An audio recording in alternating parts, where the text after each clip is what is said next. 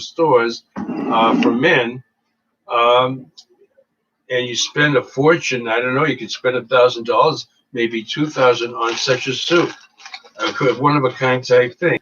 Also, men's hats. You don't see people wearing hats very much now either. The gentleman had a green hat to go with it. He was a very wealthy businessman, obviously. Purple hat, pink hat, green to go with it. So this is exactly what a Jew is really not supposed to do. Not to want to stand out and stick out. One should be modest. One should be looking attractive. A woman should be looking attractive, after all, as for sure. But not to be excessively, what you show off, be very sense, really causing people to turn their head and look at you. We're going to learn the principle for this very soon in the Shulchan Aruch itself, that the Almighty wants us to be a beautiful people, a neat, modest, beautiful people. And there's a good reason for it. Wherever we go, we represent Yiskir and I were stopped just today by several people who saw that we were Jewish. I wasn't wearing a pink suit, I'll assure you that. I had my yarmulke on, I had my skull cap on, etc., and I had a suit on. Rabbis usually wear a suit and a white shirt and a tie. Here, that's very formal, but that's normal attire normally for a rabbi. So when we go someplace, the people say, they're dressed very modestly, those people. They're dressed very nicely and neatly and properly, not with torn dungarees and tattoos and all kinds of ridiculous things like that, which are all for attention getting. We represent the Almighty here on earth. And what we want to do is when people see us, that we make a Kiddush Hashem. We sanctify God's name. See, those Jewish people, they dress very nicely and properly, clean, neat, nice clothing, not cheap junk clothing, but nice clothing, but not what you call show-off clothing. I was asked, a married woman, of course, keeps her head covered, so you don't see her hair anyway. I was asked not so long ago by someone who wears a sheitel, that's the Yiddish word for a wig. And I was asked if you could put all these kinds of ornaments in it as people are putting into their hair, and put some coloring, a wave of red here in the wig, and a wave of green over there, and a wave of purple, etc., etc. And I said, who does that? Men don't know, of course. Oh, some of the religious women. You hear this? This is exactly what I want to tell you. Some of the religious women are doing this now when they go to a bar mitzvah, they go to some sort of formal affair, etc., etc. This is exactly what we're not supposed to do. And she was asking me, why can't I do this? And why can't I do this? Etc. I explained that those are attention-getting types of ornaments or dyeing, dyeing in the sense of coloring that's meant to turn ahead. Ooh, look at that. That's exactly what we don't want to do. And that's very much the principles that we're going to be studying about here. I start to say it, I think, 3 times, and I still forgot to say it. This is very important. Religious women very largely think, religious women largely think, that the laws of being modest and having the body covered properly is especially and maybe even only for women. That's totally false. Men are expected to be modest as well. And parts of the body that are not normally seen are certainly to be covered. And that applies even when we daven. Now, I believe both of you are familiar with the tefillin. The tefillin are black boxes, leather boxes, and they have scrolls inside with the Shema Yisrael. And on the arm, you have to roll up your sleeve and way up. You have to roll it way up. If you can see me on the Zoom, it would be good. I'm not one for I don't like being on screen or whatever. You have to roll up your arm all the way here. I'm a man, obviously. And we put on the black box, and it has black straps leather straps that are placed on the hand, and there's another one for the head. Well, listen to this, and this will help bring out the principle I'm trying to teach this evening. When you make the blessing for the tefillin on the arm, my arm is exposed. Well, who cares? It's a man anyway, right? Yeah, if a woman has her whole arm exposed like that, that's getting on the immodest side, right? When we make the blessing on the tefillin with the exposed arm, we cover up the arm. I wear a towels, of course, I'm a married man. Someone else would use the jacket. We cover up our arm as we recite the blessing. Why? It's a man. And I'm doing a commandment. Tefillin are not an ornament. Tefillin are one of the 613 commandments. Actually, two of the 613 commandments. Why am I covering my arm for? Modesty. Modesty. Not too long ago, someone came to visit Rebbetzin Yiska. Her brother brought her. These are non-Jewish people. Her brother brought her, and she came actually not only to visit, but she came to be like a salesperson also. That's not important to us at all, why she was here. So the brother took the baby, it's the baby of the woman, of the lady, and took him for a walk. Now, you'll find this very interesting. It was a pretty warm day, as we've been having very warm weather here in Dickinson as well. Everybody thought we're right next to Canada. We'd be cool as cucumbers. No, we've not been cool as cucumbers, at least not for the last few days. At any rate, the brother of this woman, a nice man, a respectable person, it's a very respectable person.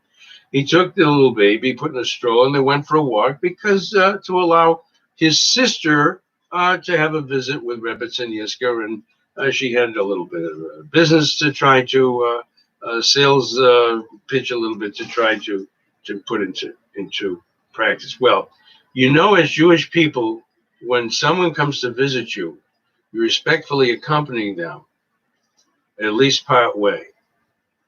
So I accompanied the lady to go back to her car and find her brother, who was still walking around someplace. She called him. He came back with his shirt up. But it's a man. What's the big deal? It's a hot day, etc. His sister gave it to him, but good. They're not Jewish. They're not Jewish. This is not considered modest for a man either. You're on the beach, yes. When you take a shower in your bath, yes. There's places where it's appropriate, of course. But these are non-Jewish people, and his sister was horrified. She was so upset with him. Where's your shirt? It wasn't a formal affair. They're just going to go in to the next customer and in the car, whatever. You put on a shirt then if it's needed. So that's what I'm trying to bring up, that these laws that we're going to learn, they're pretty much adjusted for men, but I know that you as women who are studying Judaism very seriously to practice it will know how to apply it accordingly. Okay, so what do we have so far? We don't want garments, of course, that don't cover enough of the body. That's both for men and women. We don't want garments that are showing off, and we don't want garments that are designed to attract attention, be they men's garments or women's garments. All right. I'd like to start on page 11 if you have this text. If not, today I may do a little bit more reading in English to make it easier for everybody.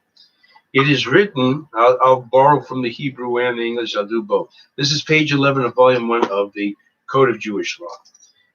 It is written, but Sneya leches imalokecha, modesty. One who is modest walks with the Almighty, with God your God. So that in itself, and this is for men and for women, modesty is a godly thing.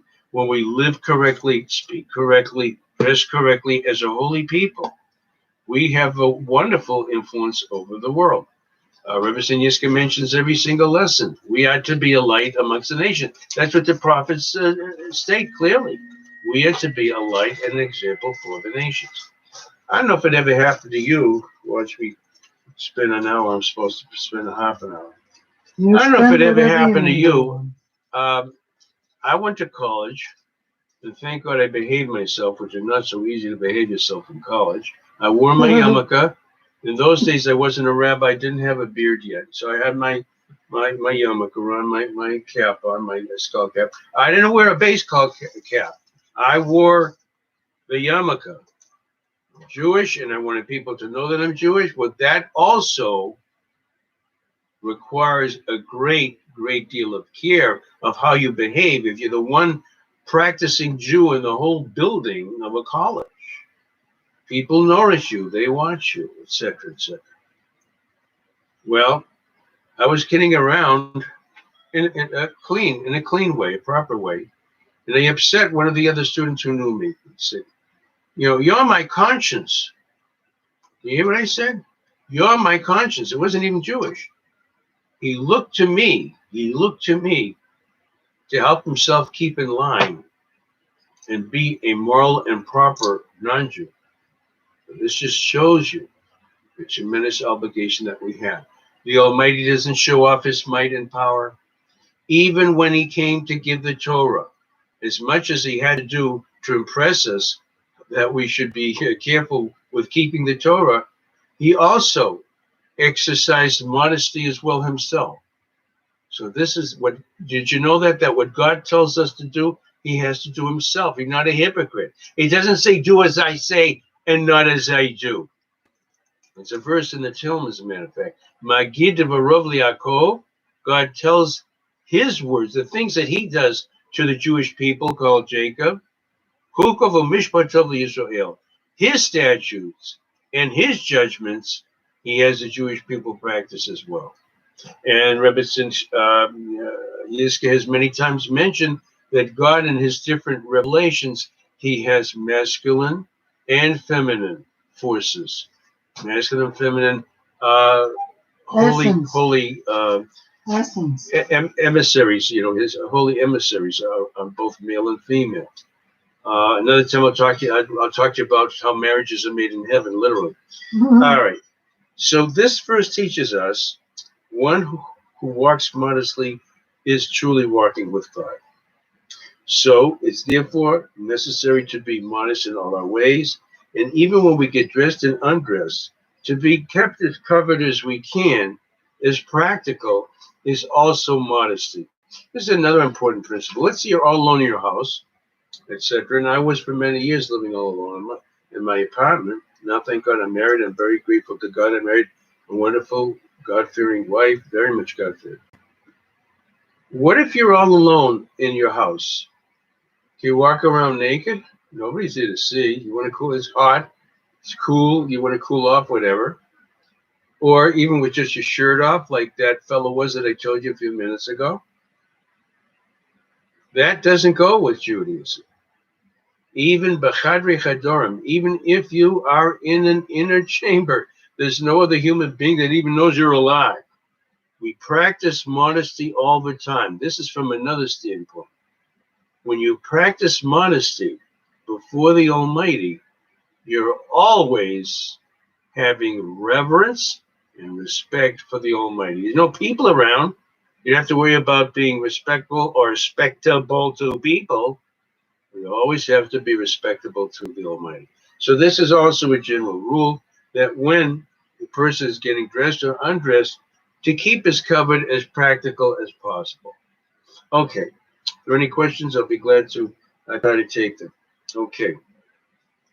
Let me read a little bit from verse 13, which now I think I've given you some background. It will make some sense to you. So I'm going to read in English to make it easier for all of us. I may do some Hebrew too. We are not permitted. Do you have the place, Carla? Carla? Yes. Good. And Devorah, do you happen to have this book? Do you have this book also? No. Okay. It doesn't matter. We're not permitted to follow the ways of the Gentiles. It's called Lo Selhu Bechukos Hagoy. Oh, so I can't wear this dress. I can't wear that dress. I can't do that. I can't do that. It's not so. What we're talking about is when there's a particular garment that everybody has to wear. Everybody has to look this way. That's where we run into trouble, to imitate the ways of the nations. Religious Jewish women, they can't dress the way the non-Jewish women are dressing for the most part. Some non-Jewish women are very, very modest, you should know. I've come across them over the years. I was a landlord centuries ago in Massachusetts, where I had a job as a rabbi of a synagogue and also when a the teacher. dinosaurs walked on the earth? It was, yeah, it was before they invented the wheel. And I came up with the idea that we had a square wheel at first. I said, why don't you shave down the corners? It'll work much better. You ever hear of the Firestone Tire Company? Now you know how it started, you see. Who talked to them about it? All right, anyway, we have a little fun together, too. Well, this was a black, non-Jewish woman as a tenant. And she had, I don't know, 4, 5, 6 kids, etc., including girls. And once one of her girls came out with shorts, she gave it to her. I thought she was going to kill her. It's a non-Jewish woman, and she raised her girls. Had nothing to do with Judaism, had nothing to do with the landlord either. She raised her girls that they should be dressed modestly. So this concept is something that even non-Jews who don't have a Torah are very sensitive to it too. I was very, very amazed, and I had a lot of respect for that lady. Great respect. She was raising her kids to be respectable. There are certain styles. Remember they came in with the sack dress, and that goes. I know this goes back in ancient history. Might not even mention. There are different styles that they came with. The mini skirt, of course. The mini skirt wasn't just the fact that it was too short. It was that you have to have that kind of a look. You know who rules over what women wear? The fashion designer in Paris, France, etc., etc. That's a typical example of what we're not supposed to do. The root of all evil, money. Right. Although you need it to live, you know? So for women, and there's certain standards, you know, Jewish women, the length of the garment is something, the color of the garment, not too flashy, not something that's going to attract attention, etc., etc., these things, not something what's called ostentatious. Oh, that gown must have cost $10,000, etc., etc. Look at that. I have to have one of those too. Don't worry, men are just as crazy. Men are just as crazy. But your wife is not like that. Right. My wife is a wonderful example of how a Jewish woman should dress. No, and I came with all the food, all the clothes I'll need for the rest of my life. So this applies in many things where sometimes there's a fad. You're better at giving an example than I am. There's a certain fad going around. You have to wear a certain color, or you have to wear a certain type of shoes, etc., etc. To be in, you got to be in the in group. You got to be in style, etc. Whose style? The style that somebody made up and wants everybody to buy that product that they came up with. Okay. This is what this paragraph on page 13 is about largely. I'm adjusting it for ladies. It's largely adjusted, written for men who they have the obligation to teach their wives and daughters, you know, the proper way. The fathers teaching their daughters, etc., etc. So when there's a certain type of custom or a certain activity that everybody has to do, I don't know if you remember it. Years ago, there was a thing called a hula hoop. Mm-hmm. A hula hoop. This may go before your time. I'm not sure. Do either of you remember it? Mm-hmm. Everybody's doing it. You have to have a hula hoop. If you don't have it, oh, you're off the records. You're off the charts and everything, etc., etc. That's of course sort of a silly type, almost of a toy. Everybody's doing it. If you remember the silly song that went along with it too. So these things, this is in vogue. This is in style today. To feel that it's the concept we're bringing out, not to feel that you have to follow the way of the non-Jew. Okay. I just mentioned a case of a non-Jew who was very modest, right? That lady. But we're talking about people invent a new custom, they invent a fashion, etc., etc. Let me read. I'm going to read further a little bit. Let's see what we could do to extract what we could use from here. Okay.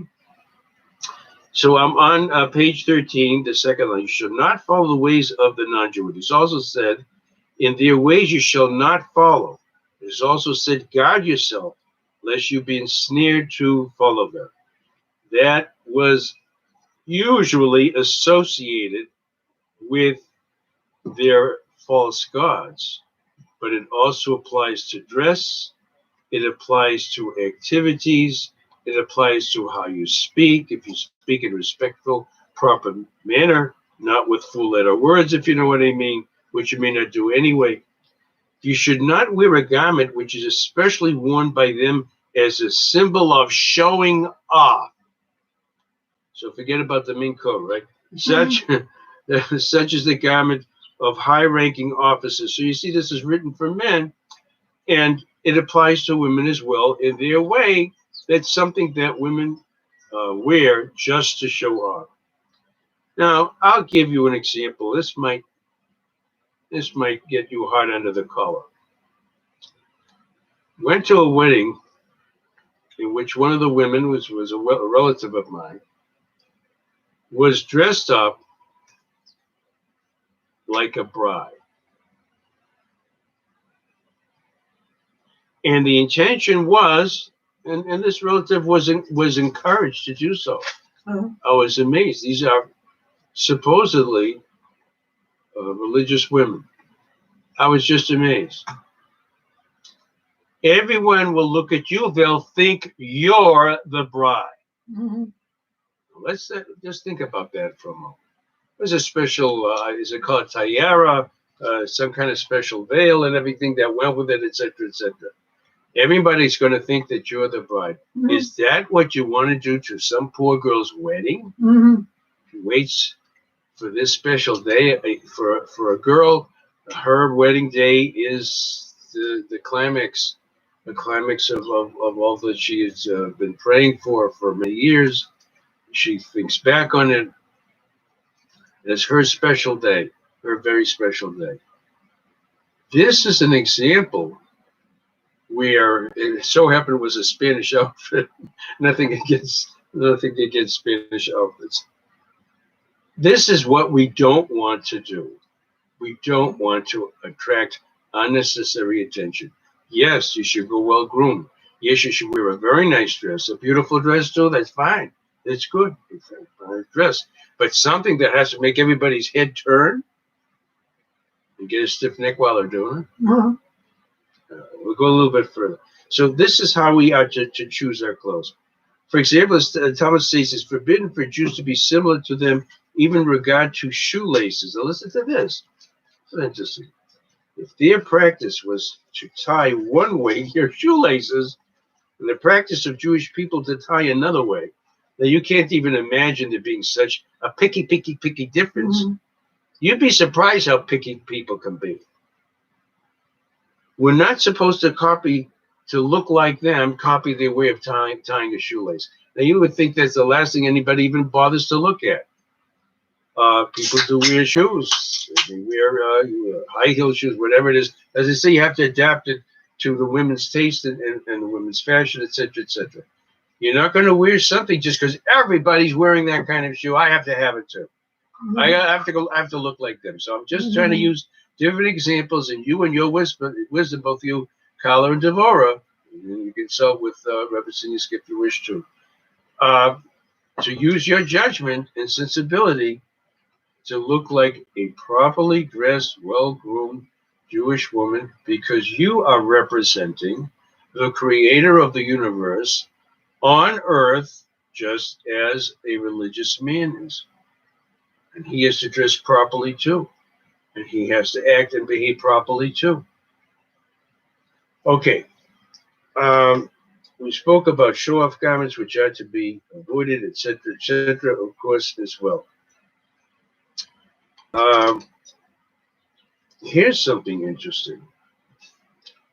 I mentioned something like this already. This is the end of the paragraph on page 13, first paragraph. You should not cut your hair or style your hair as they do just to imitate them. Of course, a married woman has her head covered, but again, she's going to wear a wig.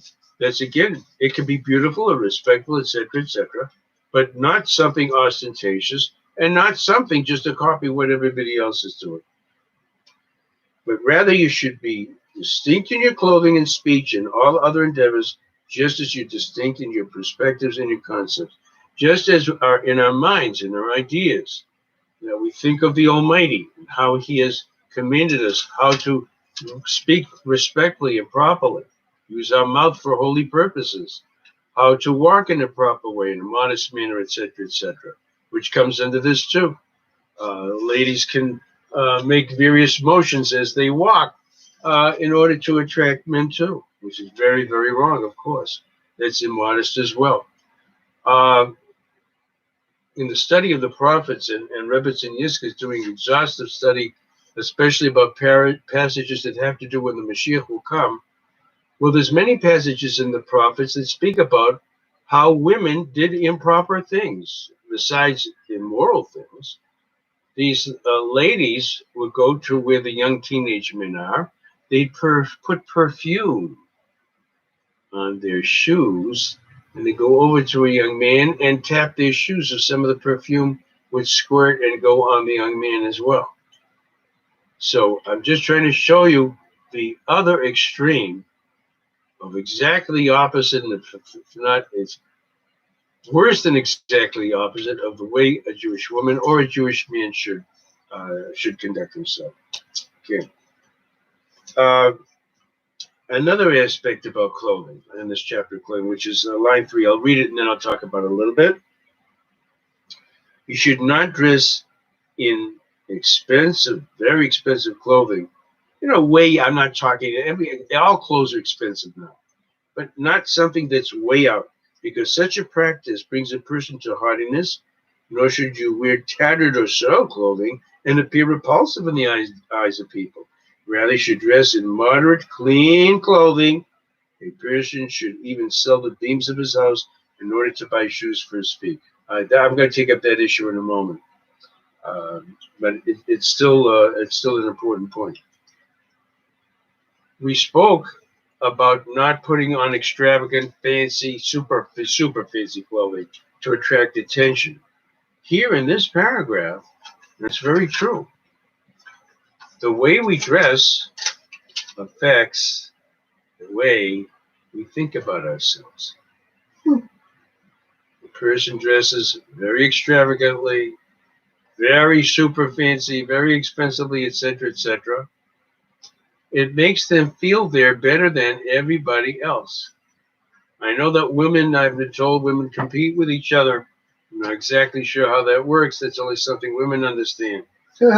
Not even. Religious women aren't to compete with each other. You're to be neat and modest. You can look beautiful, you look very, very nice, etc. But not to show I'm more wealthy than you, I'm smarter than you, I'm more beautiful than you, etc. Men do this too. Don't think I might be putting this into, because I'm speaking to 2 women or more, maybe 3 women if Rebbetzin Kansas is here too. The same thing applies to men too.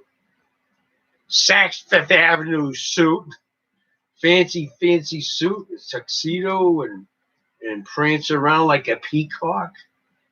All these things sink inside. They sink inside. I'll tell you something that I usually reserve for my Hasidus classes, which you're all, of course, invited to attend on Sundays at 12 o'clock. That's Eastern time. It will be 11 o'clock. Just say New York and Baltimore time. Yeah. Everybody, okay. Wherever they live. Wherever you go, wherever you live. Yeah. I think in Minnesota it would be 1 o'clock, because they're 1 hour ahead of us, and the East is 2 hours ahead of us. But at any rate, I said it wrong too. 12 o'clock. All right, whatever your time is, it's 12 o'clock. 12 o'clock Eastern time. 12 o'clock is New York and Baltimore time. That's New York and Baltimore. That's 10 East. 10 o'clock is Dickinson time. And 11 o'clock Would it be is Minnesota? where Devorah is. That's Minnesota. Okay. All right. Okay. All right. So at any rate, the way a person dresses, it's an interesting thing. Ever since, we could talk about that sometimes too. Ever since the sin of eating from the tree of knowledge, God provided clothing for Adam and Eve. That's where embarrassment and being very conscious of the self started, etc. So basically, this is something to think about on this concept here. In the summer, it's hot weather, so people are less covered. Just for fun, let's talk about the winter, indoors and outdoors. In the winter, you see either man or woman, basically, you just see their head and their hands. That's it. Even a person that's not particularly modest, it's cold weather, and they're fully covered, and just their hands show and their head. If you're out in a blizzard, you can't see the person's human form at all. He's wearing this, or she is wearing this very large overcoat. You can't even see the head. You're covered with a mask, not for the corona, but because of the weather is below zero, etc., etc. You're wearing boots, tramping through the snow. All you see of the person really is their form, their shape. They apparently have two hands, thank God, two arms and two legs. You don't see any of their flesh whatsoever. That's all you see. So when we go in public and even indoors, thank God people are modest reasonably most of the time. What you simply see is a suit walking, right?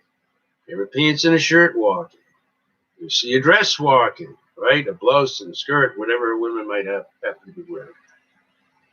So for people who are around you, that's what you are. Unless they get to know you and speak to you and see what you really like, all they know is how you're dressed. Do you see how that makes such an enormous impression? That's all they see. That's all they're supposed to see. Yes, yes, that's all they're supposed to see. But the important point is this, that all a person sees is how you're dressed. If a person is dressed in a proper, respectful manner, it can be attractive. Yes, it's supposed to be attractive, not overly attractive. Attractive, proper, etc., etc. So when people see you, they think that you're a good person. How do they know? They never spoke to you, and they're not going to speak to you, etc., etc. But the way you appear affects how you think of yourself, and it affects how other people think about you as well. What was a principal point that we're trying to bring out over here? We're trying to bring out that we represent the Almighty. We dress in a manner that will bring praise to the Almighty. Look at how that lady dresses. Look at the lady next to her. It looks like she forgot to get dressed. Yeah. Another one, etc. A man walks down the street, or a young teenager walks down the street. I'm not kidding about this. No shirt at all. And they're wearing dungarees that are ripped with all kinds of holes. That's not because they're poor. You spend good money to get torn clothing. Now, here in the Shulchan Aruch, people would never dream of doing something as stupid as that at what goes on today. A person wearing torn clothing would be doing so, unfortunately, because they were very, very poor. And if you saw someone like that, and you could possibly help them, you absolutely should. There's a famous story about a great Torah scholar who was so poor he couldn't afford a winter coat. And he was freezing in the street. And a person of means, not a wealthy person, a person with some means, took off his coat and gave it to the rabbi. He says, I bought a mantle for a Torah scroll. The mantle is a special covering that we place upon the Torah scroll. You've seen it, Carl, I think, at Rabbi Zirkin's, right? You've seen how they lift up the Torah and they Yes, put that he mantle has on. he has two So that's Torahs. what he said. Mhm. I merited to put a mantle on a Torah scroll. Now, there's something very deep here that I'm going to leave you with, and I'm going to turn over to Rebbetzin Yiska. Something very deep here. A person, be they man or woman, who study the Torah as best they can and try to teach others as best they can, they are like a walking Torah scroll. The Torah scroll is the holiest object that we have. It's so holy when it's taken out of the ark, we rise. And we remain standing until it's placed in its position, be it on the reading table or after it's been read and it's being put down to continue with the service, whatever we happen to be. So that's what we are. We have to think of ourselves as a walking Torah scroll, and those who are looking at us are saying, this is how Jewish people dress, this is how Jewish people talk. That's really a wonderful thing. I respect that. Was at Walmart. I know I'm keeping up the stories and taking up all the time over here. Take all the time you need. We were at Walmart. This is very significant. I'm not sure I had my jacket on. It was a hot day, but it doesn't matter. Of course, I had my white shirt and tie as usual, and of course my skull cap, my yarmulke. And a man came over to talk to us, a non-Jewish person. He says, I believe you're the chosen people. He was a Christian. I don't remember which sect he was. I believe that you're the chosen people. Who asked him to say that? Who made him say that? Just he asked me a few questions, etc., etc. He wanted to know, where we were from, what we were doing in North Dakota. We don't find too many Jewish people altogether. We found a lady Jewess today. It's amazing, etc. But look at the response from this person. I believe that you are the chosen people.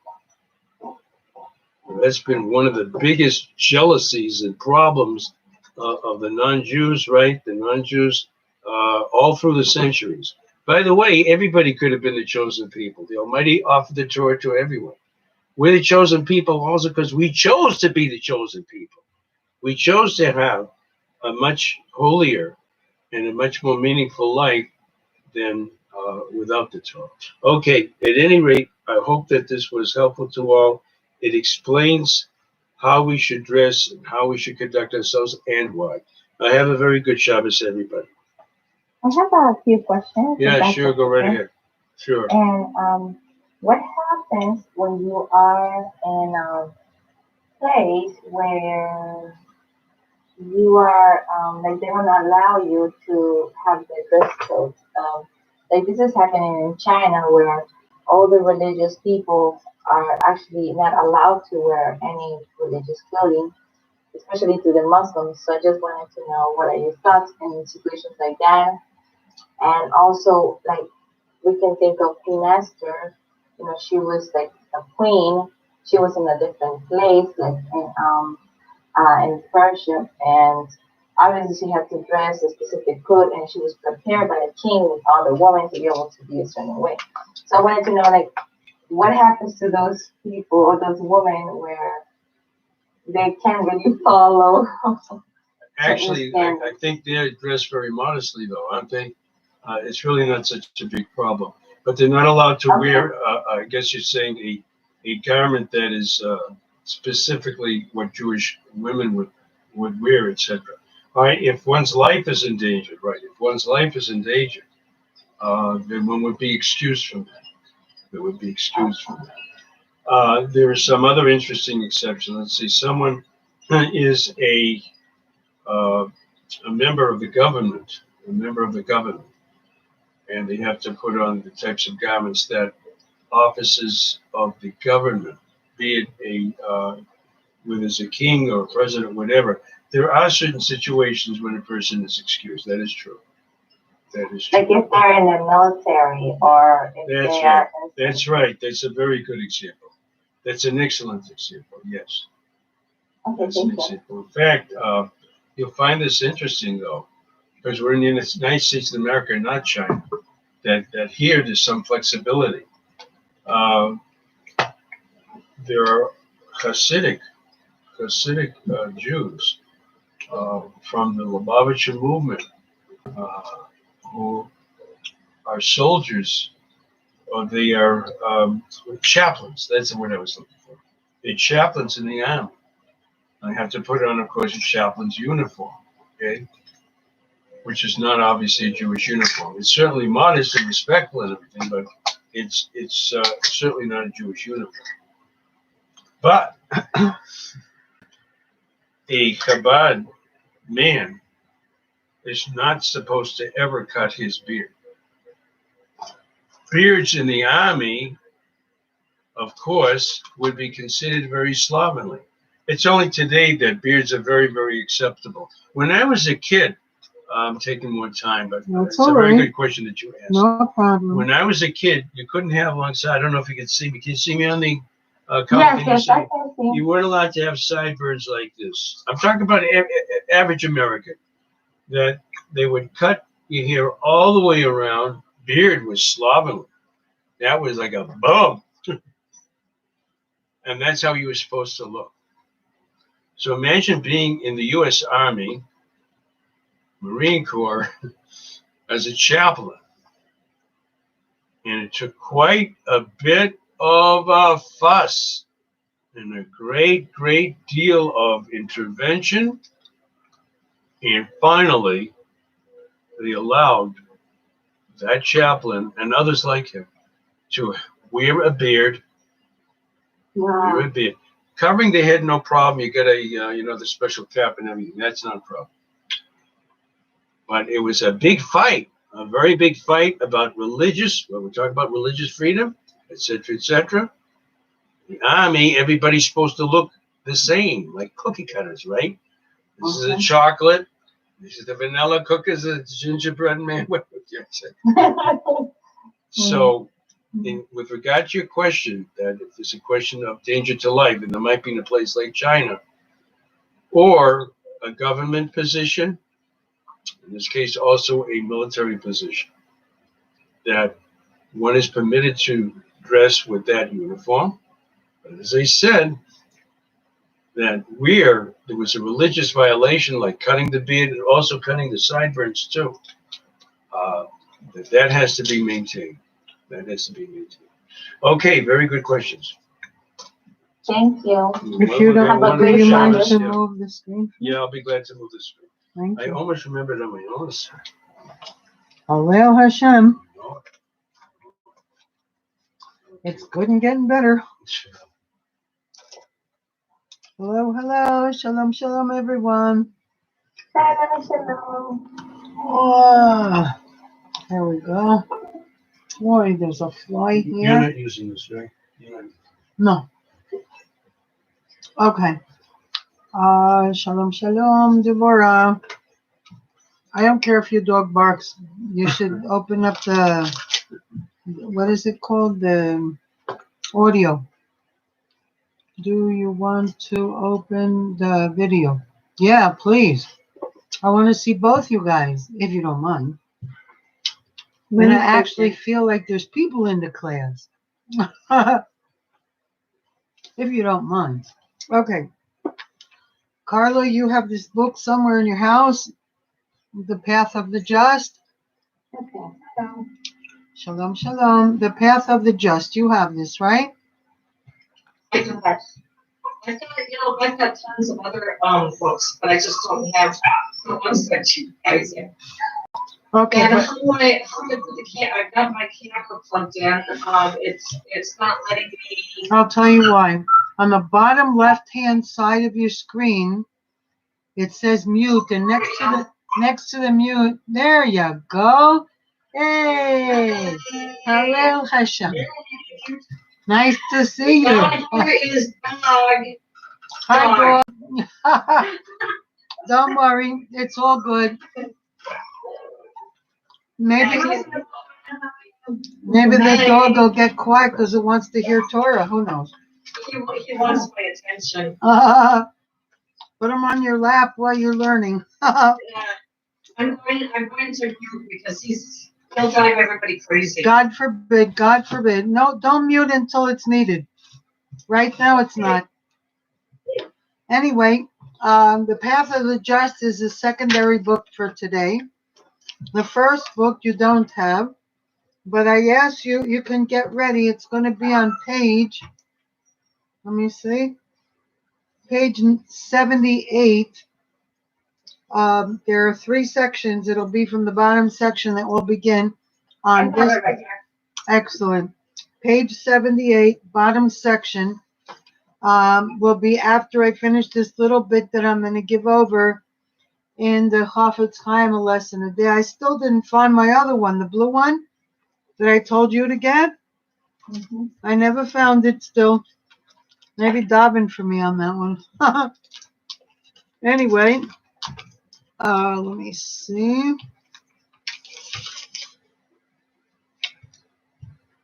Okay. Which page are you on? On the Path of the Just, page 78. And in the Chafetz Chaim lesson a day, if you have it, is where I'm going to begin. I have it.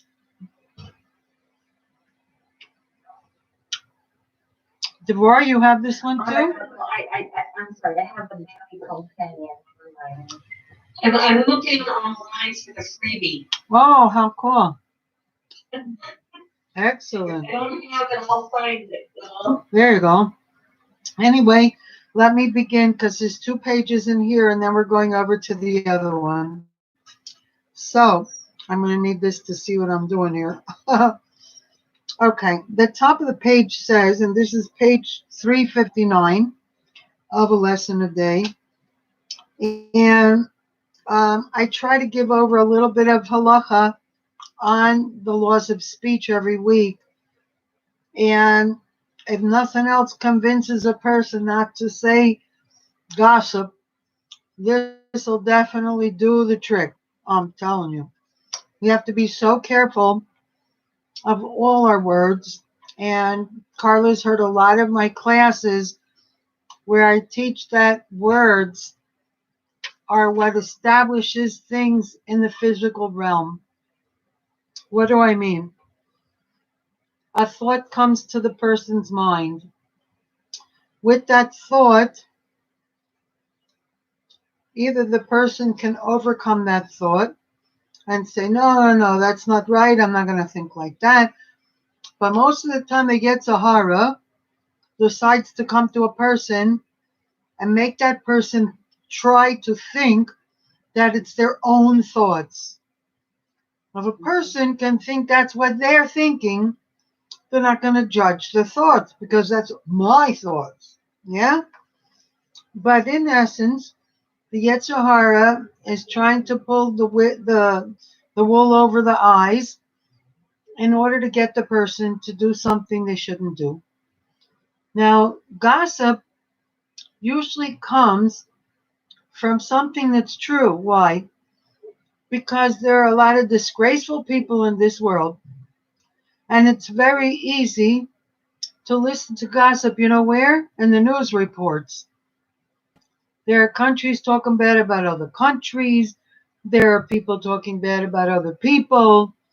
It's very, very easy to hop around, they say, to catch on. The problem is that it's the only sin in all of the Torah that it's as much a sin to blab it, to say gossip, as it is to hear somebody else tell a person about it. If a person listens to another person gossiping, that's a sin, a mega sin. So much so that the temples in Jerusalem, the past temples that were destroyed for that and baseless hatred. And what is baseless hatred? When a person says something bad about another person, even if it's true, and makes that other person dislike the other person because of what they heard, that's all gossip. So, as I've taught in many past classes, we not only have to discern or judge our thoughts, but we have to discern and judge even more what comes out of the mouth. Mhm. Is what I'm about to say come from Hashem? Or is it an opinion? Is it an emotion? We have to judge what it is. And then make a decision if we're going to let it out the mouth. Because sure, I'll be right there. You cannot retrieve what you let out. You can apologize, but it's not the same thing. Go ahead, Deborah. You wanted to say something? Yeah, I heard this question a long, long time ago, and I forgot what the answer is. And that is when a mother is speaking to another mother, and one of the children are getting married, and they want to know about a possible future husband, a potential husband for their daughter. What can be said? Okay. In the same manner falls into a context where these books on Chafetz Chaim, which gives you like 1 page a day, it's phenomenal. I highly recommend them. This one comes in 2 volumes. It's called A Lesson a Day, and the other one is called what's the other one, Carla, that I told you to buy and now I lost it? It's here somewhere. I have the Daily Companion. That's it. A Daily Companion. It's very, very good. The one I have. It's navy blue, the cover, that one. So they would have that answer in one of those books? Well, no, I'll give you the answer right now. Okay. But what I'm saying is there's so much in the laws of speech that it's imperative to get these books and read them that day, whatever that day is, read that days, and tomorrow you read the other. Now, the answer to your question, if a person would go into a store and see another person stealing from that store and would go to the owner and say, that person's stealing from you, by all means, the person is not going to like the thief, for sure not. The owner of the store is not going to like the thief, for sure not. So right away, there's an instant hate. But there's a purpose in what was being said. And the purpose is to prevent thievery. It's to prevent stealing is another avera sin. So it's to prevent the loss or hurt of a person. And yeah, I'll be right there.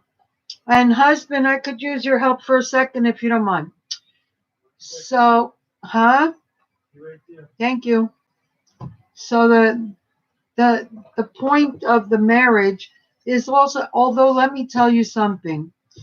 A long time ago, in my first marriage, I went through a lot of, as a matter of fact, it was a rabbi from Muncie I married, and they put me through the ringer with all the questions and meet this one and talk to that one and the whole. And let me tell you something. Nobody knew except his ex-wife that he had problems with verbal abuse. Okay? So, logically speaking, apart from laws, if that would be the case, definitely somebody needs to say so.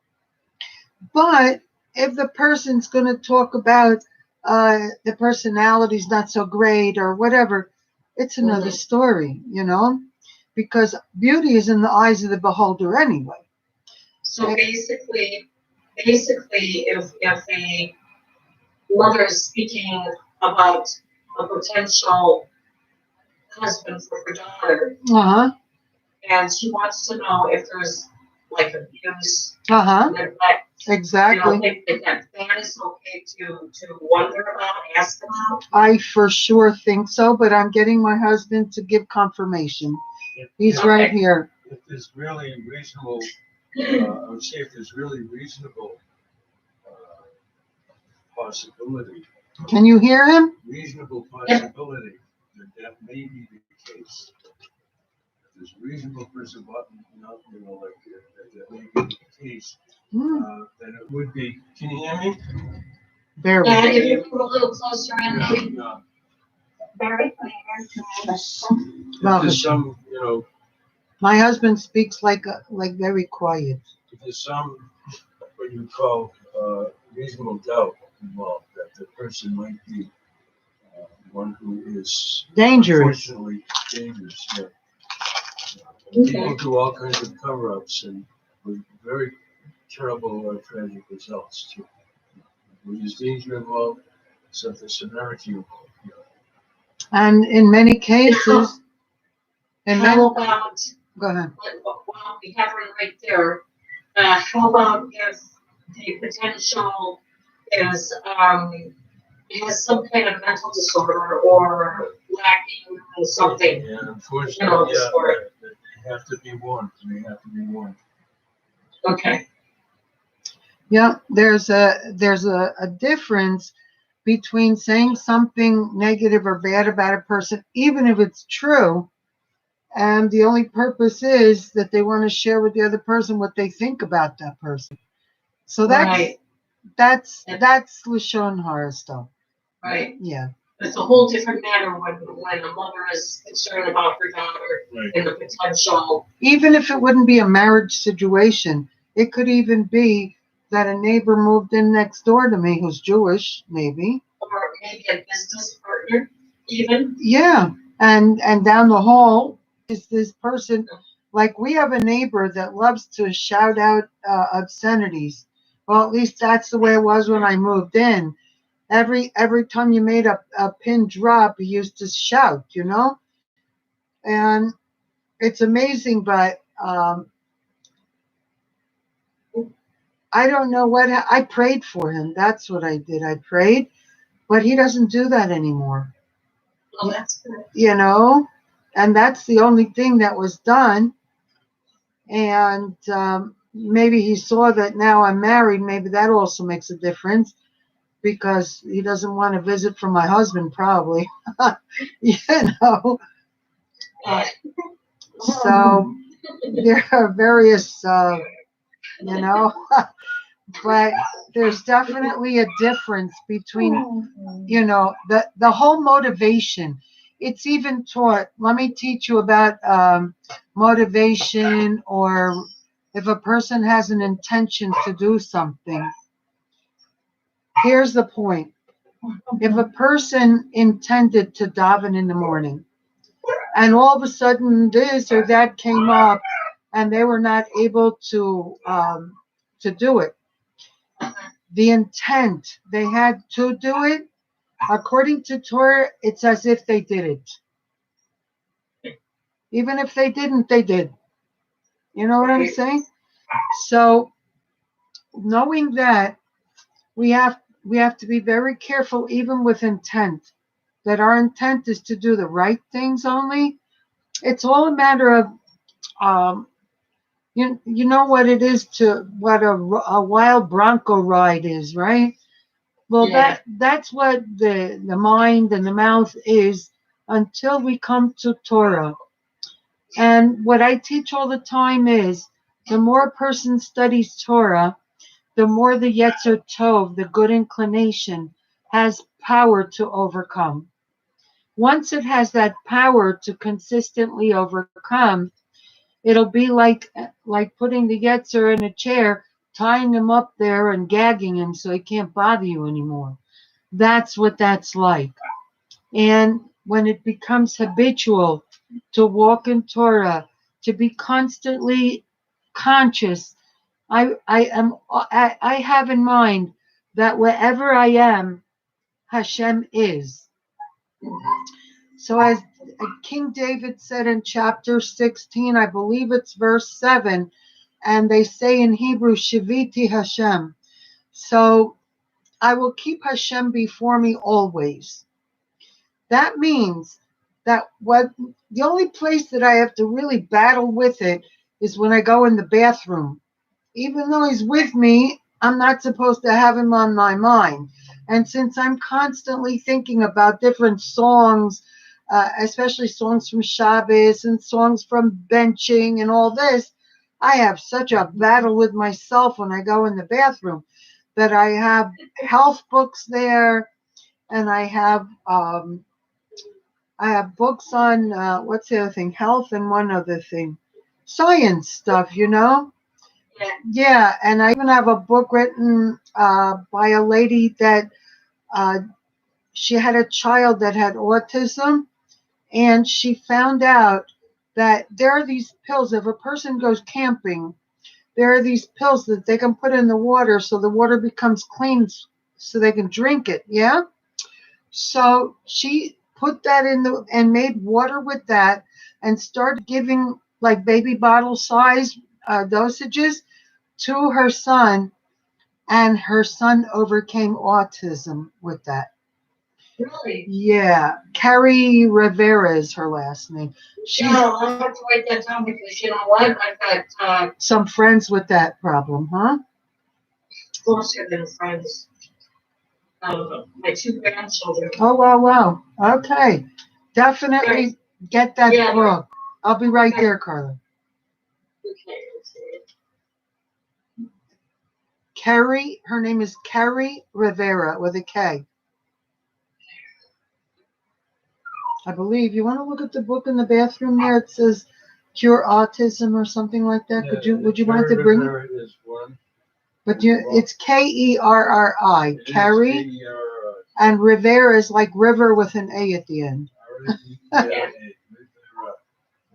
And she's a doctor that came from Dominican Republic, but she's very wide. You know what? You may even be able to go on YouTube, and she made a couple of videos with another lady. Let me see if I remember the other lady's name. Oh boy, I haven't thought about her name in a long time. But she's one of the head scientists at MIT, and she is another whiz and a half. That they made videos together. See if I think of her name, I'll text it to you.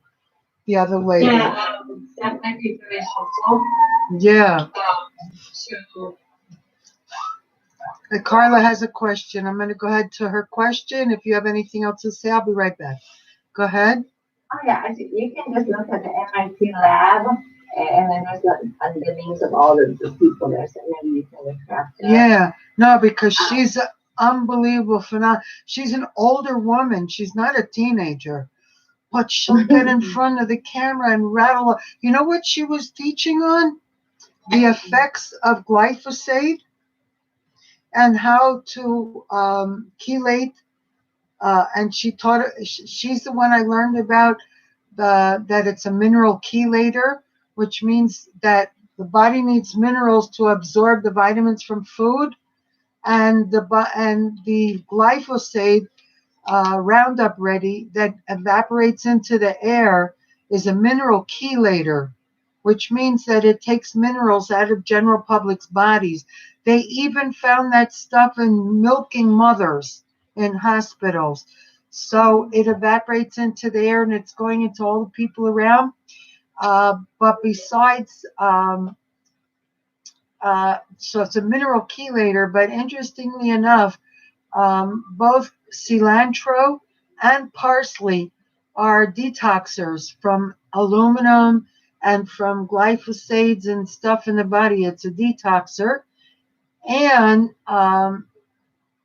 nowadays, if you go to buy even kosher vitamins, the bottle will say kosher multivitamin and minerals. They say and minerals now, because it's gotten out. People know about that. We're not teaching the health class today, but I probably should start one. But and the other part of my question, you were talking about water, and this the part, and I was talking about that reverse osmosis is very good. Yeah. That's the one I joined. So. If I buy bottled water, what I buy is either purified or distilled. Because the spring water, so if the glyphosate fell into the water, then what good is spring, That's how I see it. Plus, I bought a filter because of the amount of fluoride they're putting in the water these days.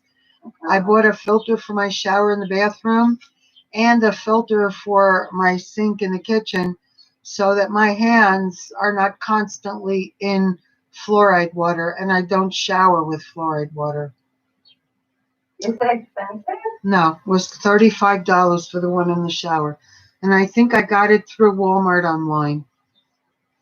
They have expensive ones, but look for cheap. They have cheap and they're all the same. Oh, yeah. Yeah. Let me get it.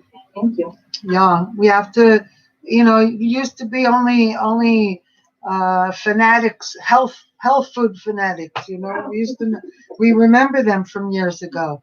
But in the world we're living in today with the GMOs and all this craziness, it's either that or the doctors, and the doctors are being controlled by the pharmaceutical companies. And guess what? The pharmaceutical companies want people sick because they sell more drugs that way. So we have to take care of ourselves. You were going to say something, Carla?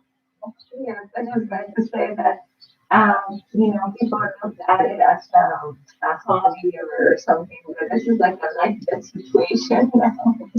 Very much so.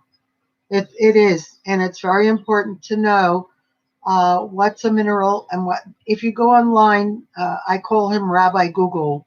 That's Google search, and put in a list of minerals, and it'll come up what is a mineral and what is a vitamin.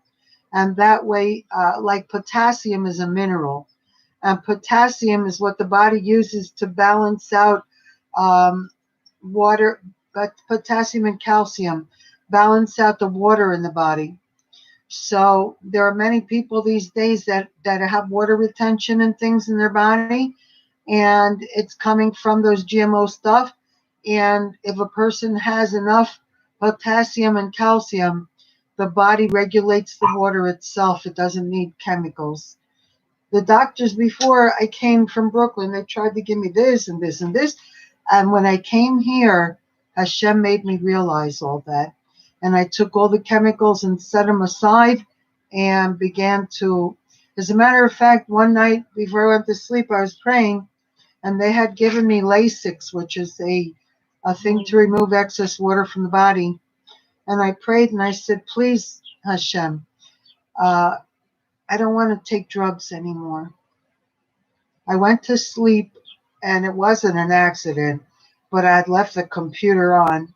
And like at midnight, all of a sudden, the computer comes on super loud, and they're saying, potassium controls water in the body. And I'm like, what? What's going on here? And I went to the living room, and If you have a little bit more water in your body than your head's swollen or whatever, your natural food is asparagus. Also, because that also has potassium as well. And people think that if they eat a banana or two, that's enough potassium, but not necessarily. And if the bananas are GMO, even worse, So we have to be very careful. We buy organics, and even those, who's to guarantee us they're organic? Because in the world we're living in right now, they want to poison us, So it's very important to make sure we do what we got to do to take care of ourselves. But I have some very interesting information I want to share today. And this particular passage is on blessing and curse. And it says the serpent was cursed. Upon the belly shall that serpent go, and dust will it eat all the days of its life. And if anybody doesn't hear me, please let me know. Okay? This is this is from the green one first. Okay. And this is page 359.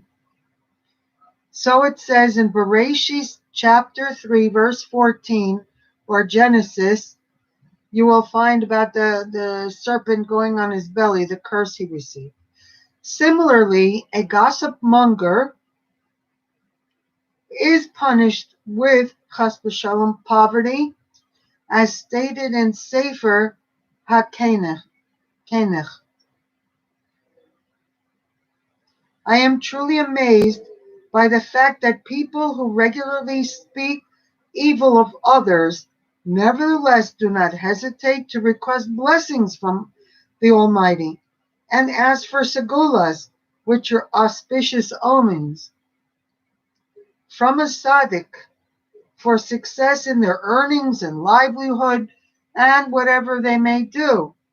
They're asking for blessing, but they're causing curse. Oy vey. Do not expect a blessing. That person should not expect a blessing to outweigh the strength of their sinful ways. Now, I had spoke the other day that everybody has an account in heaven, and what they have in that account is one side is all the mitzvahs, and the other side is the demerits. And the mitzvahs don't take away the demerits. The mitzvahs are the mitzvahs, and when we read karbanot or give charity or go on Yom Kippur and ask God's forgiveness for whatever, or ask on a daily basis to Hashem for forgiveness, that's what eradicates that side. So here it's saying that the Torah states accursed is the one who strikes his fellow with a foul mouth of gossip. And that's in Deuteronomy chapter 27, verse 24, which the sages interpret as, let me see.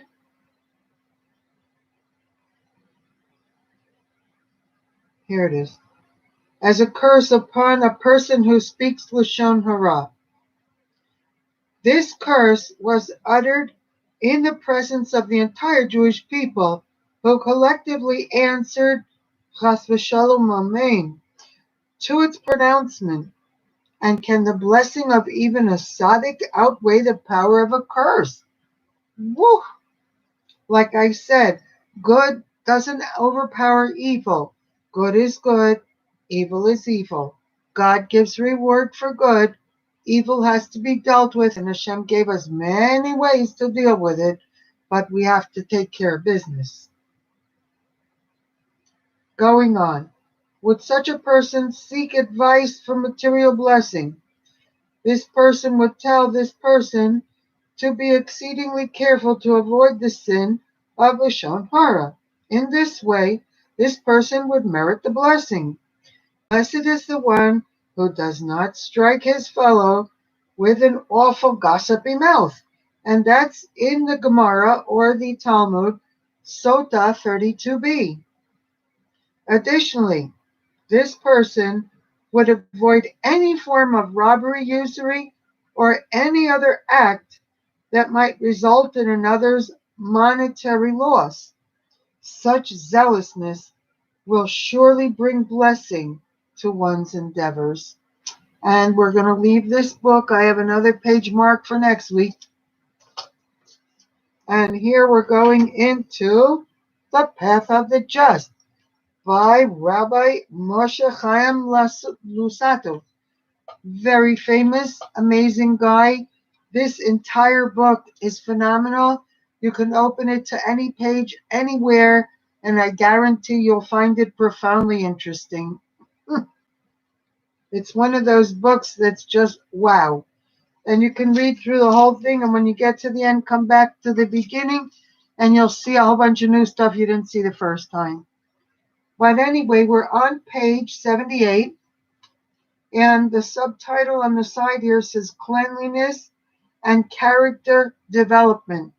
Do we see that? Yeah? You can go ahead and read that. When you get to Pirkei Avos 4:1 at the bottom, I'm going to stop you for a minute. I want to say something. Okay? It's like going to read the whole page starting and such tomorrow. You're going to start at the bottom part here. Uh-huh. Yeah. Indeed, just as cleanliness is required in one's actions, it is also required in one's character development. And in fact, it is almost more difficult to apply it to one's character development than to one's actions. This is because a person's nature has a stronger effect on his character development than on his actions, due to the makeup of his temperament and personality, Temperament, which honey. can either be temperament Uh-huh. and personality, Mm-hmm. which can either be of great assistance or resistance to character development. Therefore, any struggle that is waged against one's natural inclinations must be very intense, as the sages of blessed memory explain. Party Avos 4:1. Who is courageous? One who conquers his inclination. So, in many different prior classes, and the titles are not necessarily, you know what it is, I make a title and I go to teach a class and then Hashem takes me in a whole different road. So a lot of the titles are not necessarily what's being taught there. But, and we had quite a few weeks where we were studying all the prophet writings about the wars of Gog and Magog, because two passed already according to the Art Scroll books, but the last and final one, which is going to be about Jerusalem, is pending any day now. All the nations going against Israel. But Hashem's coming out of hiding from the four exiles that said he hid his face. He's coming out to defend his people, Baruch Hashem. But anyway, I wanted to point out that it says here, Pirkei Avos, who's courageous, one who conquers his inclinations. And in order to conquer the evil inclination, A, discernment is very necessary. B, we have a special lock on the mouth that it doesn't open until the judgment of the thoughts has been made to see if we're going to say something. And where before, most of the life of a person, if Chas v'shalom they had a headache and they went outside and saw the neighbor out there, they would say, "Oh, neighbor, this person feels like they have a headache." And they would share that with the neighbor. But verbalizing that took it from a thought into the materialism, making it a reality is what I'm saying. When we speak things, we create in the physical realm. So words are very dangerous and can be very beneficial. The best thing you could do is walk around saying, I'm going to live forever. I'm going to be healthy forever. I'm always going to have much more than I need or want financially, spiritually, in every aspect of life. And then I finish that off with thank you, Hashem, for everything in the past, present, and future, for me, for my husband, for all our descendants and their families, for my mentor and her family and their families, and my friends and their families. So now that you've become my friend, Deborah, I give tzedakah for you every morning and your families as well. So yeah, you should know.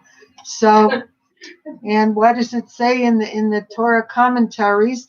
It says that if you need something, the fastest way to obtain it from heaven is to pray it for someone else first.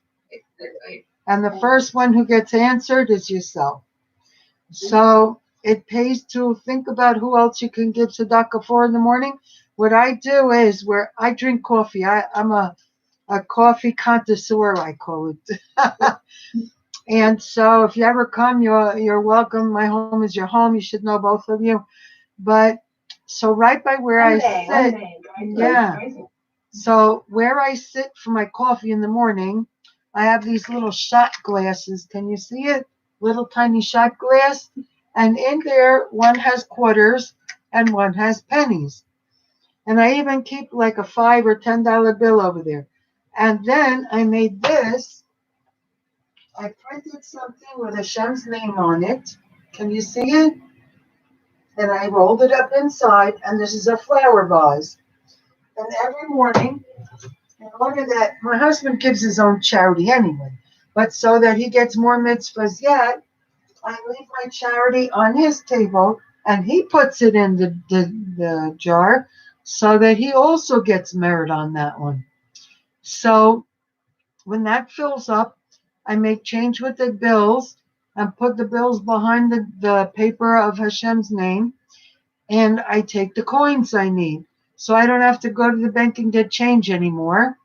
And the dollar now, Especially with COVID. no, and not only that, but I have a few neighbors that are going through hard times and they sometimes don't have food. And so I'm able to take some of that money and I shopped for me and some for them today too, so that if they come and they need food and whatever, I have it ready to give them. So, That's awesome. you know, so there's a lot you can do with that charity. You can buy books and share what you read in them in this class. Yeah. And by There's what? a place that I love to give to in Israel to feed the babies formula. Wow. And that's, the little babies, you know? Yeah, no, it's Yeah. if you're sure they're honest and they're doing the right thing with it, for sure. This is a good charity. Yeah, because a lot of people, we won't even go there. But let's continue because there's some very interesting stuff here. Anyway, so I was talking about how we deal with the inclinations. The first is discernment. How do I discern? I see if what's going on in my mind sifts through. I made like a sifter in my brain of all my Torah knowledge. And anything that would have permission to come out my mouth has to have sifted through my knowledge of Torah first. And when you practice that enough, it's a 24/7 thing. It's not like, turn it on and off. Because it seems like the Yetzer Hara is just standing around waiting for a person to be caught off guard. So we must be, and I've taught Carla many times this, that it's like if you have a little child and that little child is outside playing in the yard, you're going to have your eyes peeled because you don't want anything to happen to the little child. So in the same manner, you have to have the mind's eyes peeled on the mind. On the mind, on the mouth, and on the emotions. Always remembering that anger at any level is avodah zarah or idolatry. Therefore, we cannot allow that. So how do I not allow it? If I'm always judging my thoughts and watching what comes out of my mouth, if I hear things that shake my tree, I have an alarm system set up inside of me that all of a sudden says, shut down, shut down, shut down. And if whatever's outside is trying to like egg me on to a higher level, I run off to the bathroom and lock myself in. No one can bother you in the bathroom. Yes. And if you stay there at least like 5-10 minutes, that person has to go away. If they're on the phone, oh, I'm sorry, I have to go to the bathroom. I'll see when I call you back. Wait long enough that they forgot about it already. And if they were angry at you for whatever reason, apologize to them. Most people say to me, but I didn't do anything. Who cares who did what? If you say I'm sorry to them, okay, what happens is the fire gets turned off. When we do not apologize to another person, whether it's their fault or ours, it doesn't matter, that is an ongoing fire. That's what Yetzer wants, an ongoing fire. But if we apologize, even if we didn't do nothing wrong, okay, the fire is put out. And that's what we want. Okay? So the whole thing is that we have to, we grow up a certain way, but I tell Carl all the time, we have to take up all these tools of the Torah and we have to create our own world in the context of Torah. Maybe I got my own little world. In the same way that I say I like chocolate and I don't like vanilla, Right. anger or aggression is not allowed in my world. Avera is not allowed in my world.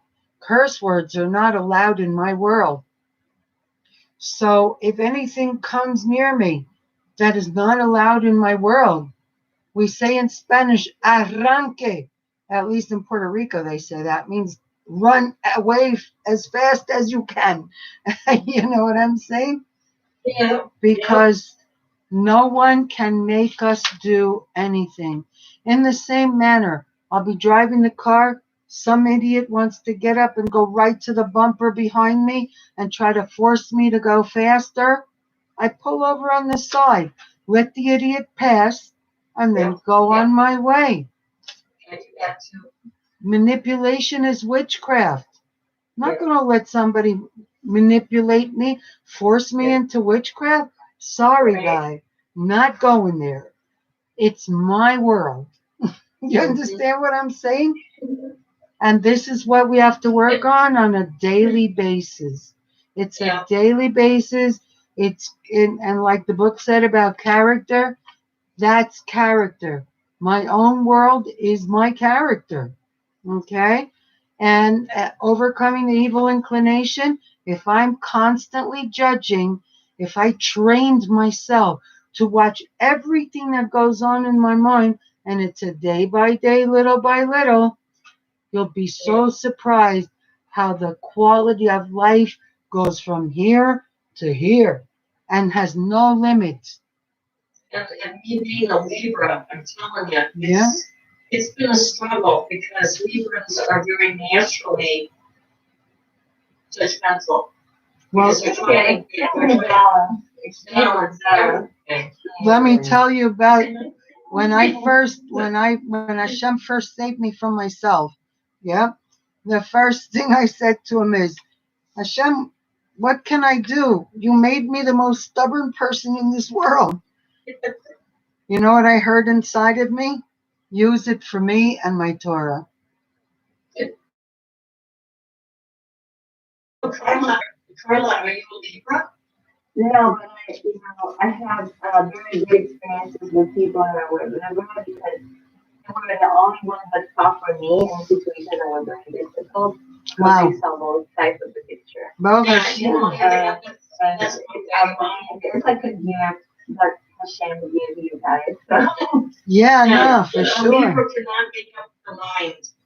If you ask me what book do I want, I'm like, let me see it here. No, what I do is, what do you want me to do, Hashem? I don't even think about me anymore. I don't exist. Hashem is living in me. That's all there is. Yeah. You know? Well, even then, what verse in Torah do you want to read? I'll be like, it's hard for the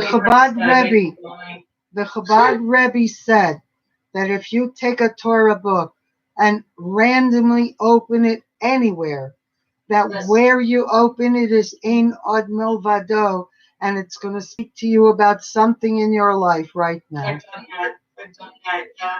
It's true. So, yeah, that's another whole ball game.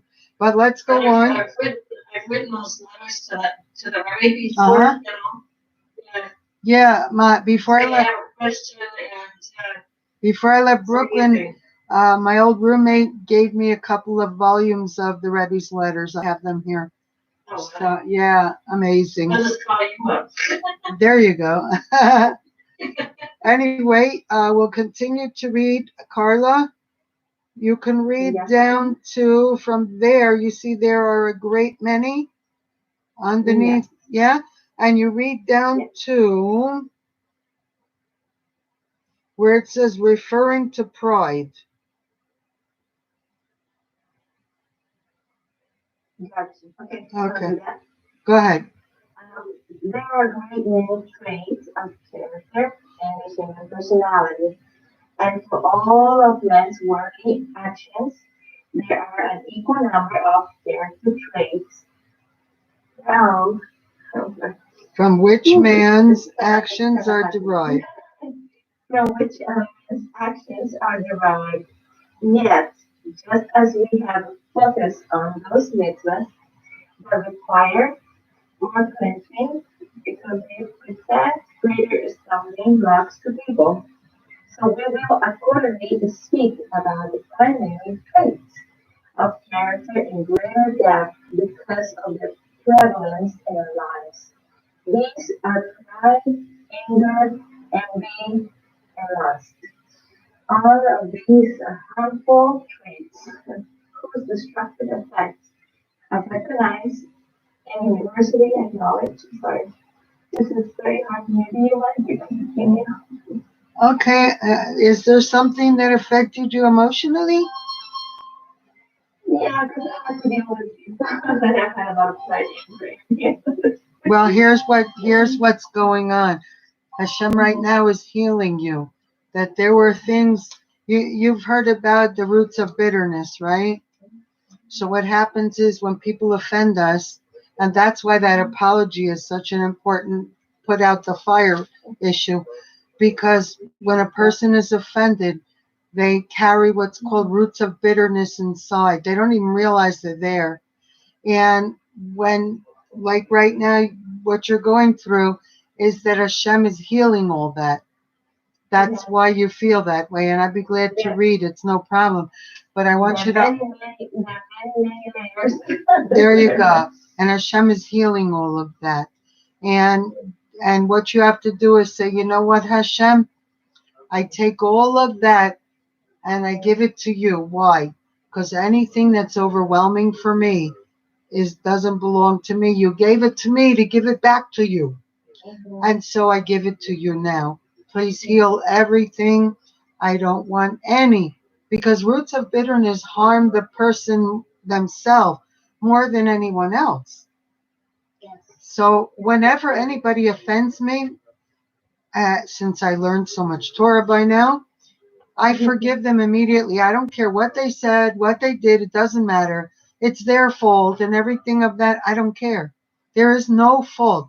Ain't od milvado. If God allowed it to happen, how can it be anybody's fault?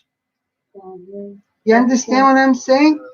And if this person meant bad while God was testing me or whatever, they're going to get their spanking because it says payback belongs to me, says Hashem. That's Proverbs, the book of Proverbs. So we don't pay back. We just give it over to Hashem and we seek healing. And that's the whole ball game. And if I'm tested, I keep my big mouth shut. That's the whole bottom line. If we stay quiet, anger especially is something that has like a mountain and then it comes down. And it's quick. It's not that it takes days to go up and days to come down or that it stays up. No, it's like that. If we can get away from it, it'll go away. And another thing, because Devorah didn't hear this, if a person is angry and another person walks into the room, they can't say anything to them. Because the minute that a person speaks to that other person, they get caught up in a whirlwind of evil. Well, that's true. Okay, that sin of idolatry is like a twister that sucks up anybody and everyone around them. So you see somebody angry, run to the bathroom, run back to the car, run for a long walk. I'm not sure what you have to do, but get away from there and don't say anything. And you'll be saved from it. Anyway, let's go on. I can read it. I can talk about it. Okay. Hallel Hashem. Go on. All of these are harmful traits whose destructive effects are recognized and universally acknowledged, and proofs are not necessary. They are harmful both intrinsically and in their outcome. All of them function outside the parameters of intelligence and wisdom, and each one by itself has the capacity to lead a person to such transgressions, referring to Severe to lead a person to severe transgression. You see it? Uh-huh. Yes, yes, yes. Okay, that's where you stop Referring to anyway. pride. I'm going to take over from this point. Okay. Referring to pride, so that's exactly what this last sentence you read is what I was talking about, the whirlwind of idolatry, the anger. And then it says, referring to pride, because usually if a person gets angry at another person, what's causing it is pride or arrogance. When a person thinks they have rights or that they're right and the other person's wrong is what causes that to begin with. Actually, it's a Yetzer Hara, but that's what he uses to try to stir people up. You want to say something? How about when you're angry at your kid? Okay. First of all, No. let me point out one thing. If a person disciplines a child when they're angry, anger is idolatry no matter who they're angry at. So the worst thing a person can do is discipline a child in the spirit of idolatry. Let me explain what happens with that, and I'll let you go as soon as I finish. It puts anger, not only is idolatry, but it puts thorns in the other person. Those thorns don't come out. And even an apology will stop the fire, but it doesn't take out the thorns. That's why, with time, when people are a married couple with enough thorns, the woman says, I can't handle anymore. I don't care what he gives me, what he has. I got to be out of here. Okay? In the same manner, when a child is brought up with anger as a discipline, that child will grow up, chas v'shalom, God forbid, hating the parents. Okay? So, what has to be? First of all, if that happened already, the parent, and that happened to me because when my kids were very little, I didn't know what I know now. And I went to both my children and I apologized to them for my behavior when they were smaller because I didn't know any better. Go ahead. Well, I've got 3 adult children. My oldest is 44. Wow, okay. And my youngest, the baby, she's 28. Okay. And my baby, I'm trying to give advice to a bad situation. And she's telling me tonight, if you've seen me look down a couple of times, she was texting me and saying, well, I'm going to be busy tomorrow. And I'm like, no, you got to take care of this responsibility now. And she's, I don't know if it's anger or more of a frustration. No. But the young people she's going to take care of something before it's too late. Okay, the only thing that works when there's a mentality on that level, which is what I call a secular mentality, the only thing that works with that is, like, I'll give you an example of a little kid. A little kid, you tell him, I'll give you a lollipop if you do this. I'll give you candy if you do that. So leverage is that's the word I was looking for. Bribery, leverage. There's 100 different names for it, but it is the same. It is what it is. That's the only tool there is to work with when there is a secular mentality.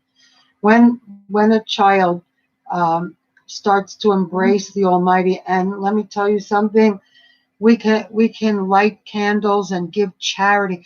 Giving charity for grandchildren and children is a mega, because it'll release them from severe judgment and possibly release them from what's ever holding them to that secular mentality. And if they're released, then you can start praying, please, dear God, lay upon their heart a profound desire and will to seek and search you and search for truth. Yeah, I've been praying every night.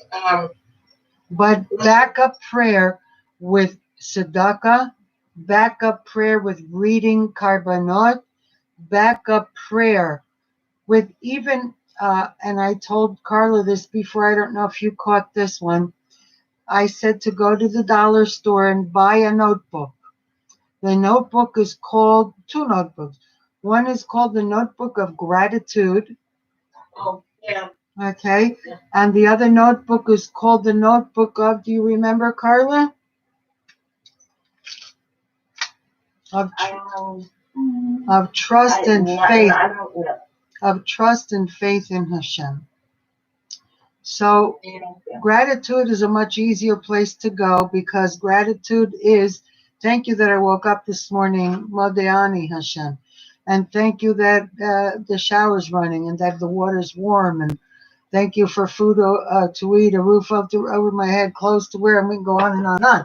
But, every day write 5 things. And then read the old stuff and read the 5 new ones. And every day add 5 more. Gratitude also removes severe judgment. Plus, it's another power tool of Hashem. And so, when we read that day after day, the same list, but we add, it starts to float in the mind. Am I right, Carla?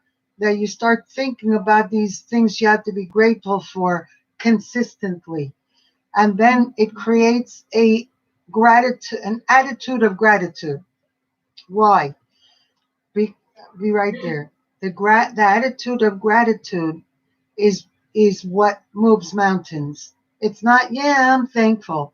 It's really meditating on it. You know what I'm saying? Go ahead. You had something to say, Carla? Yeah, I just wanted to say that, that not only we have to be thankful for the good, but also for the bad. No. Like, I know it says it in the Torah, but for me, I'll stick to focusing on the good, Oh, yes. But especially in situations where, like Deborah right now is dealing with her daughter. Just, sometimes she just gave us to Hashem. We say Diane Emmett. That Hashem is a just God. We say Diane Emmett. So, but we can be praying for a change in a positive direction. But I'm going to tell you one other thing, Deborah, that was in another class as well. And that is, see if you can pick up a couple of used books from Amazon on books that were written by Rabbi Shalom Aruch. When you're going to... Yeah. The 2 most important books is the Garden of Gratitude and the Garden of Emunah. In there, I heard it, the one that was from Amazon was like $10. Yeah, you get it used, you get it cheap. I've got tons of books. I've got a pretty good library, but it's just got the stuff that you guys are reading. But I've got a whole bunch of books right over here on my Excellent. bookshelf. So here's what you do when you're coming into the classes. If you found something extremely interesting, bring something into class. And I keep telling Carla to find one halacha in the Shabbos book that the rabbi told her to buy. And so she can share a halacha with us on Shabbos. And you can share something from your book. And we'll all share with each other different stuff. And I can find you a little bit today if you want me to. Yeah, a little bit. I've got to take this little guy out. He's hasn't been out to potty. Well, if you want, you can leave me on, or I can email you the class when it's finished. It's going to finish soon. We can't, okay. Although I could go on and on and on. Huh? What time is it by you? 9:35. Oh, okay. Okay, so we got to finish here anyway. Let's go ahead and close up. I'll finish this the next time around. Hold on, doggy. You're going out now. Anyway, I want to thank everybody for coming on. I want to thank everybody for their 2 cents. Please, Carla, remind me, Next class is Sunday when it's my turn. The first thing you're going to do is give over that halacha, please, on the Shabbos book. Okay? Something. Yeah, it'll be like 10, 15 minutes. Your part. Each one will get like 10, 15 minutes to share something, okay? Okay. So, thank you for everything, and I guess everybody have a good Shabbos. Mine. And if we find time and we decide to do the class on the Torah for Nations tomorrow morning, I should call you all, or yes or no, or just record it and send the recording. What would you like? Torah for the Nations? Yeah. Can I make a suggestion? If you could do the YouTube with that too. Yeah, no, I do. Oh, you don't? I do YouTube, and sometimes we just do YouTube in the conference center because I don't want to have to bother the guy with the Zoom. And the Zoom is the best because we can see each other. We Yeah, can talk. if you do YouTube with the Torah for the Nations, Uh-huh. I could post it for the Jewish or the No Hire Jewish group Uh-huh. and the other group, No Hire Info 101. Excellent. So all my classes are recorded. All. Yeah. So, on YouTube. I don't know if I can join that tomorrow morning because I've got something. I go shopping. We all do. I'm not even sure I'm going to be able to do it tomorrow. If not, I have to find some space somewhere to do it either Monday or Sunday or Monday. But it'll have to get done. I may just record it and send it. But okay. Yeah, but I can, either way, I can post it. Yeah, we need to make a home for that one. No, that'll be great. Perfect. Okay. Appreciate that. So anyway, if I speak to you all again, Baruch Hashem. If not, have an awesome Shabbos. We wish you bracha, tzlacha, b'simcha, only goodness. I'm here for anybody who needs me. You want to call me for any reason, please do. And we always end the class with, you have anything to say, Carla? No. Okay. I'm going to say Shabbat Shalom. Shabbat Shalom. Both of you have a wonderful day. Oh mine. And we say Zai Gebench, which means Hashem bless you. Zai Gebench. Awesome. Okay. Thank you for coming in, YouTubers. Hope you enjoyed the class today. We'll have to keep going on Sunday. Sunday Eastern Standard Time will be at noon. And here in Dickinson, it will be 10 o'clock in the morning. And so for Deborah, it's probably at 11. Okay, have a bracha tzlacha b'simcha Shabbos and Shabbat Shalom, Ovrecha.